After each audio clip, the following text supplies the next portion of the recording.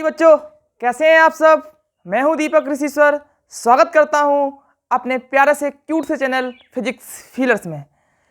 बच्चा पार्टी, आज हम लेके आए हैं class 12th physics chapter number 1 electric charge and field का लेक्चर नंबर 6। अगर आप में से किसी भी स्टूडेंट ने lecture number 1, lecture number 2, lecture number 3, lecture number 4 and lecture number 5 नहीं देखा है तो सबसे पहले आप डिस्क्रिप्शन में जाएं और वहां से lecture number 1, lecture number 2, lecture number 3, lecture number 4 and lecture number 5 का वीडियो जरूर देखें, जिससे कि आपको ये वाला लेक्चर अच्छी तरीके से समझ में आ सके। बच्चों, आपको ऑलरेडी हम Coulomb's law in vector form तक कंप्लीट करा चुके हैं, पढ़ा चुके हैं। आज हम पढ़ा रहे हैं बेटा, आज हम आपको समझा रहे हैं फोर्स बिटवीन मल्टीपल चार्जेस या प्रिंसिपल ऑफ सुपरपोजिशन। तो बच्चा बड़ी ध्यान मींस कंसंट्रेशन करेंगे बोर्ड पे। जिम्मेदारी मेरी है, रिस्पॉन्सिबिलिटी मेरी है। सिर्फ आपका एक काम है, ध्यान से कंसंट्रेशन करके आपको सिर्फ वीडियो देखना है और एंडिंग वीडियो की एंडिंग आपको बताएगी कि आपने कितना समझा है। ओके, तो प्रिंसिपल ऑफ सुपरपोजिशन। ओके, हाँ बच्चों, एक आपके अंदर का क्वेश्चन वो बता दें कि भाई बहुत सारे बच्चे प्रॉब्लम करते हैं सर प्रिंसिपल ऑफ सुपरपोजिशन। हाँ, ये प्रिंसिपल ऑफ सुपरपोजिशन आप इलेक्ट्रिक फील्ड में भी पढ़ेंगे। देखो, फोर्स के लिए अलग होता है principle of superposition, electric field के लिए अलग होता है प्रिंसिपल ऑफ सुपरपोजिशन, एंड जब हम पोटेंशियल पढ़ाएंगे आपको तो इलेक्ट्रिक पोटेंशियल के लिए अलग होता है प्रिंसिपल ऑफ सुपरपोजिशन। ठीक है, अभी हम पढ़ रहे हैं फोर्स के लिए प्रिंसिपल ऑफ सुपरपोजिशन। ओके, अभी एक बार बच्चे पढ़ लेते हैं, फिर बार इलेक्ट्रिक फील्ड में भी हम ये पढ़ाते हैं तो बच्चे बोलते हैं कि सर ये प्रिंसिपल ऑफ सुपरपोजिशन हम ऑलरेडी पहले ही पढ़ चुके हैं, अब हम बार बार इसको क्यों पढ़ें। बेटा, ये फोर्स के लिए है, आगे रहेगा इलेक्ट्रिक फील्ड के लिए, फिर उसके आगे रहेगा पोटेंशियल के लिए। ओके, इलेक्ट्रिक पोटेंशियल के लिए। ओके, तो हम पढ़ा रहे हैं बेटा फोर्स बिटवीन मल्टीपल चार्जेस। समझो इसको, ज्यादा टफ टॉपिक नहीं है, सिंपल सा टॉपिक है, सिंपल सा कॉन्सेप्ट है, सिर्फ कंसंट्रेशन करें। ओके, देखो मेरे पास, देखिए मैं ऑलरेडी आपको थोड़ा सा एक इंट्रोड्यूस करवाऊं कि मान लो मेरे पास कोई चार्ज है Q1।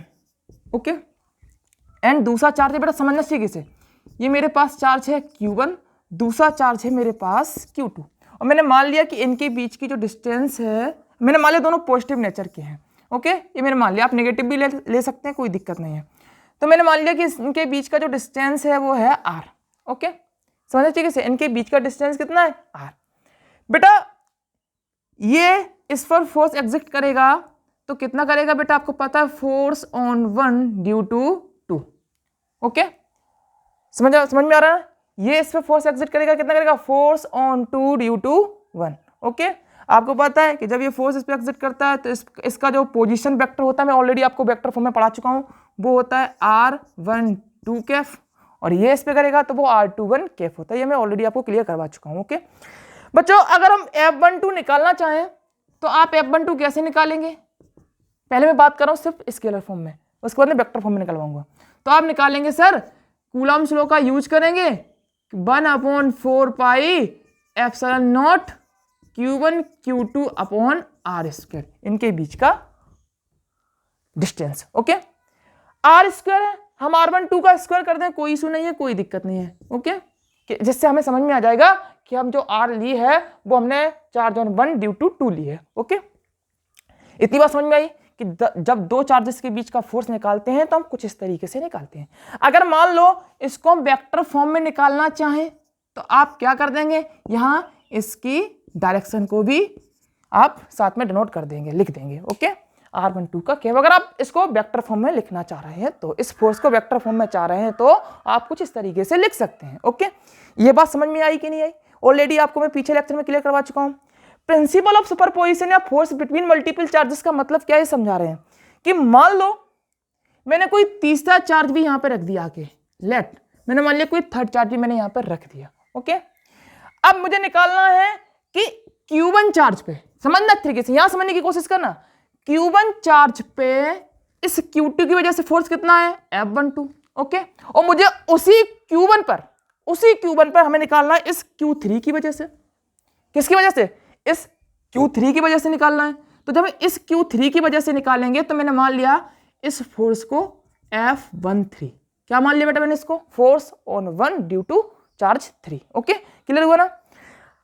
प्रिंसिपल ऑफ सुपरपोजिशन ये बताता है कि जो इसके आसपास चार्जेस है, मान लो हमें इस चार्ज पे नेट फोर्स निकालना इस Q1 पे, तो हम सारे चार्जेस का, मान लो Q4 भी होता तो हम इस पर, इस चार्ज की वजह से इस पर कितना फोर्स एग्जिट हो रहा है वो निकालते। Q5 होता तो हम इस चार्ज पे निकालते।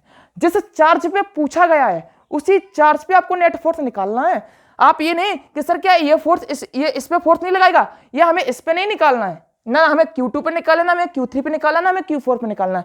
इसका इसमें इंटरेक्शन होगा सर के नहीं होगा, Q2 का Q1 Q3 से इंटरेक्शन होगा कि नहीं होगा, इनका कोई फोर्स होगा कि नहीं होगा, हमें इससे कोई मतलब नहीं है। हमें ये मतलब है कि हमसे किस चार्ज पर नेट फोर्स पूछा गया है इन चार्जेस से, तो हमें ये वो निकालना है। समझ में आया। अब हमें मान लो Q5 होता तो Q5 की वजह से Q1 पे कितना चार्ज आ रहा है, तो उस तरीके से हम चार्जेस को, उस तरीके से हम उस फोर्स को, नेट फोर्स को निकालते हैं। समझ में आया कि नहीं आया, ये बात क्लियर हो रही है कि नहीं हो रही बताओ। नेट फोर्स निकालने के जिस चार्ज पे पूछा गया है तो इन सारे चार्जेस की वजह से कितना फोर्स इस पर लग रहा है, कितना फोर्स इस पर लग रहा है वो नेट फोर्स होगा। ठीक है, अब कैसे निकालेंगे नेट फोर्स ये समझाना है आपको। ठीक है, तो बेटा क्या करेंगे, तो इस चार्ज की वजह से, 3 वाले चार्ज की वजह से इस पर फोर्स कितना एग्जिट हो रहा है, वो हो रहा है F13। निकालने की कोशिश करेंगे तो हो जाएगा force on 1 due to charge 3, तो आप लिखेंगे 1/4 pi epsilon naught Q1 Q2, या स्क्वायर भी कर देना, R13 का square into R13 Kaif. Vector form में लिख रहे हैं तो कोई दिक्कत बेटा, कोई समस्या, कोई डाउट बताओ, यस या नो, कोई दिक्कत, कोई समस्या, कोई प्रॉब्लम बेटा। F14 निकालते 1/4 pi epsilon naught Q1 Q2 upon, sorry यहाँ पे Q1 Q3 करना बेटा, गलती मत कर देना क्योंकि हम थर्ड चार्ज पे निकाल रहे हैं, तो Q1 Q3 अपॉन R3 का होल स्क्वायर, वो सॉरी R3 का स्क्वायर इंटू R3 कैफ। मान लो हमें F14 निकालना होता तो क्या करते, हमें Q1 पे ही निकालना है इसकी वजह से फोर्स, तो हो जाता 1/4 pi epsilon naught Q1 Q4 upon R14 का स्क्वायर और R14 का कैफ। ओके, क्लियर हुआ ना, समझ में आ रहा है बच्चा पार्टी, कोई दिक्कत, कोई समस्या, कोई डाउट तो नहीं, मन में कोई क्वेश्चन तो नहीं। पहले देखो ये बात समझ में आ रही है कि नहीं आ रही बताओ, यस या नो, क्या ये बात क्लियर हो रही है, बोलो, हो रही है ना। तो हमें ये समझ में आ गया कि जिस चार्ज पे पूछा जा रहा है तो हमें उसी चार्ज पे निकालना है इन सब चार्जेस की वजह से जो फोर्स आ रहा है। ठीक है, ना कि आप इन दोनों का आपस में निकालने लग जाओ। ठीक है, इन दोनों का आपस में निकालने लग जाओ, सर इस पे फोर्स लग रहा है कि नहीं लग रहा, हमें इससे कोई मतलब नहीं है। हमें मतलब सिर्फ ये है कि ये चार्ज इस चार्ज पर कितना फोर्स लगा रहा है, ये चार्ज इस चार्ज पर कितना फोर्स लगा रहा है, ये चार्ज इस चार्ज पर कितना फोर्स लगा रहा है। मान लो Q2 पे पूछा जाता तब तो हम ये पता करते कि Q1 Q2 पर कितना फोर्स एग्जिट कर रहा है, Q3 Q2 पर कितना फोर्स एग्जिट कर रहा है, Q4 Q2 पर कितना फोर्स एग्जिट कर रहा है। जिस चार्ज पर पूछा जाए उसी चार्ज पर हमें नेट फोर्स निकालना है। यही होता है प्रिंसिपल ऑफ सुपरपोजिशन या force between multiple charges. Okay, clear हुआ ना, अब बात समझ में आ रही है कि नहीं। अब बेटा एक बात समझो, ओके अभी मैं केवल 2 ही चार्ज के लिए आपको समझा रहा हूं, फिर मैं आपको n चार्ज के लिए समझा दूंगा। ठीक है बेटा, ये F12, ये F13, देखो ये ऑलरेडी, अगर मान लो ये चार्ज ना होता तो ये ऑलरेडी पहले से इस पे अपना फोर्स एग्जिट कर रहा था। अब ये चार्ज भी आ गया तो ये भी इस पर फोर्स एग्जिट करने लगा। तो इसका मतलब ये है क्या इसके फोर्स पे कोई इफेक्ट पड़ेगा, नहीं पड़ेगा।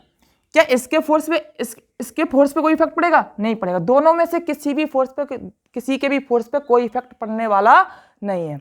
तो सर नेट फोर्स कैसे निकालेंगे, देखो बेटा नेट फोर्स कैसे निकालते हैं, अगर तो आपको थोड़ा सा याद हो, लॉ ऑफ पैरेललोग्राम मेथड अगर आपने पढ़ा हो, law of parallelogram method class 11th में वेक्टर में पढ़ाते हैं। वहां क्या होता है कि जैसे मेरे पास 2 वेक्टर्स हैं, एक वेक्टर ये, एक वेक्टर मान लो ए और बी, तो रिजल्टेंट कैसे निकालते हैं, vector R equals to vector A plus vector B. इस तरीके से निकालते कि नहीं निकालते भाई। रिजल्टेंट फोर्स कैसे निकालते हैं, ये एक वेक्टर ए है, एक वेक्टर बी है, इनके बीच से रिजल्टेंट जा रहा है, तो क्या हो जाएगा R equals to vector A plus vector B. निकालेंगे नहीं निकालेंगे, तो मैंने मान लिया कि इनके बीच का नेट फोर्स है एफ। क्या है बेटा, नेट फोर्स कितना है इनके बीच का, एफ। ओके, तो बेटा क्या करेंगे, vector F equals to vector F12 plus vector F13।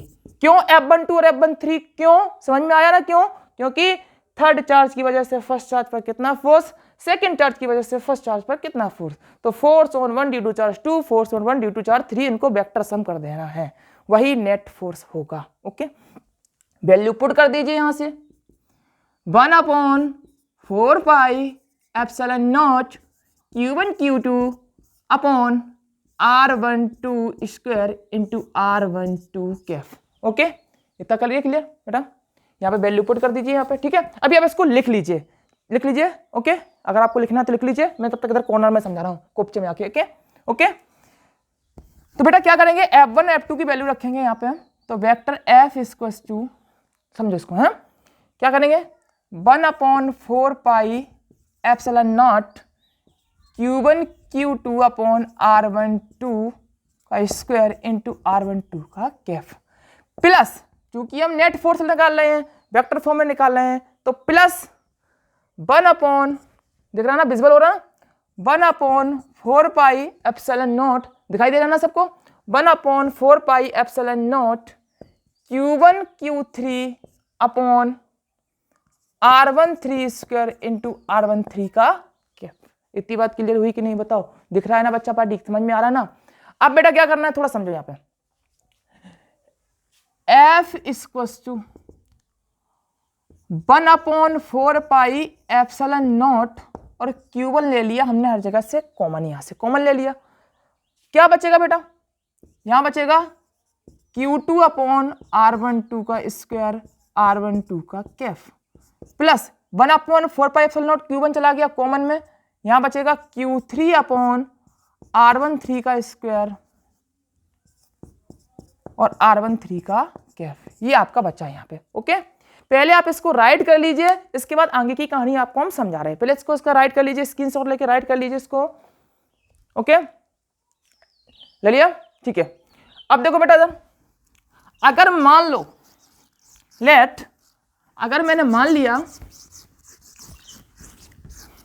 यहां पे n चार्जेस होते, जैसे मान लो ये Q1 था प्लस का, ओके, ये Q2 था, थोड़ा डायग्राम इधर आना है अच्छा सा, ये Q1 था, ये Q2 था, मैंने मान लिया यहाँ पे हमने Q3 भी लाए, Q4 भी लाए, Q5 भी लाए, Q6 भी लाए, हम ढेर सारे चार्ज लेके आए, और मैंने तब पूछा आपसे कि बताओ बेटा अब इस चार्ज Q1 पर नेट फोर्स कितना होगा, किस किस की वजह से, इन सारे चार्जेस की वजह से, Q2 की भी वजह से, Q3 की भी वजह से, Q4 की भी वजह से, Q5 की भी वजह से, Q6 की भी वजह से। अब बताओ नेट फोर्स कितना होगा इस चार्ज पर। नेट फोर्स इस चार्ज पे पूछा जाए तो इन सब का ये सब इस पे फोर्स लगाएंगे, जिस पे पूछा जाए उसी के लिए हमें निकालना होता है, ठीक है। अब करना है क्या, कुछ नहीं करना है, सिंपल सी बात है, F equals to 1/4 epsilon naught Q1, क्योंकि हम चूंकि Q1 पे निकाल रहे हैं तो Q1 का इंटरेक्शन सबसे होगा कि नहीं होगा, तो Q1 को हमने कॉमन ले लिया, क्या हो जाएगा, Q2 upon R12 square R12 Kaif plus Q3 upon R13 square into R13 Kaif. अब 4 की वजह से तो Q4 upon R14 square R14 Kaif, तो dot dot dot dot Qn upon R1n square. दिख रहा है ना बच्चा, दिख रहा है? चलो अच्छा नीचे लिख देता हूं, देखो उधर F इक्वल्स टू K, या इसको 1/4 एप्सिलॉन नॉट, Q1 सबसे कॉमन। अब नेट फोर्स कैसे निकालेंगे, R12 का square R12 Kaif Q3 upon R13 square और R13 का कैफ। अब चूंकि फोर्थ भी आएगा फिफ्थ भी आएगा तो सबको प्लस करो, Q4 upon R14 square plus R into R14 का Kaif plus Q5 upon R15 square into R15 Kaif. इस तरीके से हम करते जाएंगे तो डॉट डॉट डॉट डॉट कहां तक, n तक, Qn upon R1 square into R1 Kaif. ये आपका नेट फोर्स निकल के आने वाला है, ये आपका नेट फोर्स निकल के आने वाला है। सबको ऐड कर देंगे। अब मान लो चौथा चार्ज भी होता, फोर्थ चार्ज, तो यहाँ पे 1/3 की जगह पे 1/4 हो जाता, वहां पे 1/4 वहां पे भी हो जाता, 1/5 आगे 1/6, इस तरीके डॉट डॉट डॉट n तक हम निकाल सकते हैं। ओके, क्लियर हुआ ना? इसको अगर हम जनरल टर्म में लिखना चाहें, जनरल टर्म में, किसमें, इन जनरल फॉर्म जैसे हमको बुक्स में लिखा मिलता है, तो उसको हम इस तरीके से लिखेंगे, F equals to 1/4 epsilon naught Q1, यहां लगा देंगे समेशन, क्या लगा देंगे बेटा यहाँ पे लगा देंगे हम एक समेशन का साइन। किसका साइन बेटा? समेशन का। समेशन का साइन लगा दिया। अब यहाँ पे देखो क्यू आई, ओके समझना, क्यू आई आर वन सब में आएगा, 1 2 1, क्योंकि 1 पे निकाले तो 1 सब में, 1 1 1 सब में है, तो 1 को हम कांस्टेंट रखेंगे। 1 आई स्क्वायर इंटू आर 1 सब में रहेगा और आई, ओके। देखो जो आई की वैल्यू होगी वो आई की वैल्यू 2 से लेके कहां तक होगी? n तक। अगर आई की जगह पे आप 2 रखेंगे तो Q2 upon R12 square R12, 3 रखेंगे तो Q3 अपॉन 3 स्क्वायर इंटू 13। इस तरीके से आप नेट फोर्स निकाल सकते हैं और इसी को बोलते हैं force between multiple charges. Okay बच्चा पार्टी, मैं उम्मीद करता हूं ये लेक्चर आपको अच्छी तरीके से समझ में आया होगा और मिलते हैं नेक्स्ट वीडियो में। वहां अच्छे से टॉपिक, अच्छा सा कॉन्सेप्ट और कंटिन्यूसली आपसे एक उम्मीद यही है कि आप कंटिन्यूसली बने रहिए और पढ़ते रहिए। Take care, bye bye.